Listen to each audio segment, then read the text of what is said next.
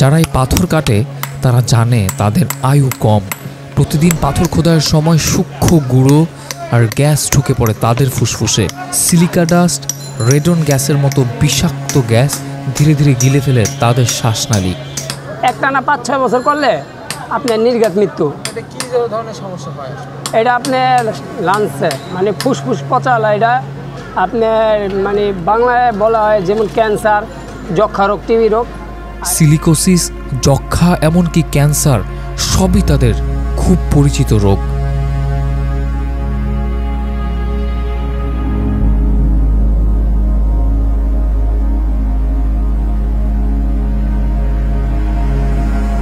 তারা জানে তারা বেশি দিন বাঁচবে না, তবুও তারা থামে না। কিন্তু কেন? কারণ এই হাতুড়ি আর ছেনি তাদের রুটি রুজি। এই পাথরের ধুলোর মধ্যেই আছে তাদের সন্তানের স্কুলের ফি, মায়ের ঔষধ, স্ত্রীর মুখে এক চিলতে হাসি। আমার আপনার সমস্যা তো অলরেডি আছে। আমার ধরেন টিবি রোগ, ধরেন এখান থেকে 2 মিনিট হাইটা যাবো, অরণ্য জায়গা দম নিতে পারি না, শ্বাস নিতে পারি না।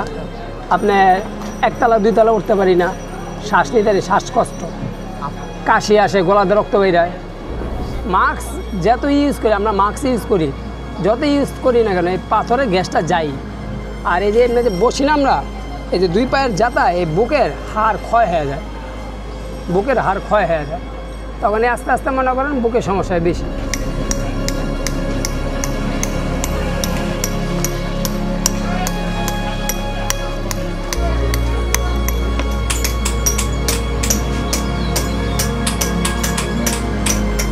এই জিনিসটা হলো চন্দন পাতা। এটা হলো হিন্দু সম্প্রদায়দের বেশি লাগে। চন্দন ঘষে তারা ফোঁটা দেয়, কিন্তু এটা আপনার সবাই নিতে পারে। এটা ওই যে খাটের পায়ের নিচে, সুকেসের পায়ের নিচে অনেকে বডি দাঁড় করতে যে কাজে নিয়ে ব্যবহার করে।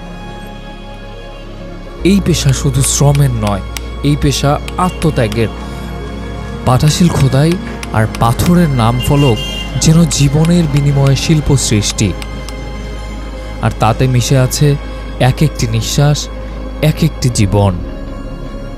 এমন আর কোন পেশা আছে যা মৃত্যু জেনেও ভয় করেন না শ্রমিকেরা? আজ 1 মে, বিশ্ব শ্রমিক দিবস।